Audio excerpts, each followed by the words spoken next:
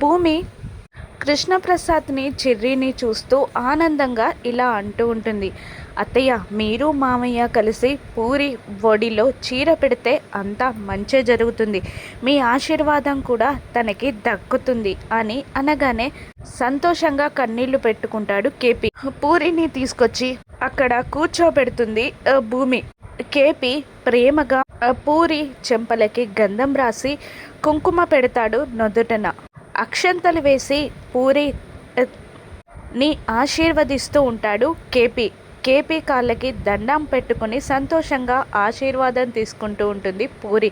ఆ తర్వాత కేపీ శారద ఇద్దరూ కలిసి పూరి ఒడిలో చీరలి పండ్లని పెడతారు. ఆ తర్వాత బంగారు నగల్ని కూడా పెడతారు. కేపీ శారద ఇద్దరి దగ్గర ఆశీర్వాదం తీసుకుంటుంది పూరిని ప్రేమగా చూస్తూ ఆనంద బాష్పాలు పెట్టుకుంటూ ఉంటాడు శారద కేపీ ఇద్దరు. చెర్రీ భూమి కూడా సంతోషపడుతుండగా అప్పుడే అక్కడికి వచ్చిన గగన్ మిస్టర్ కేపీ అని గట్టిగా అరుస్తాడు.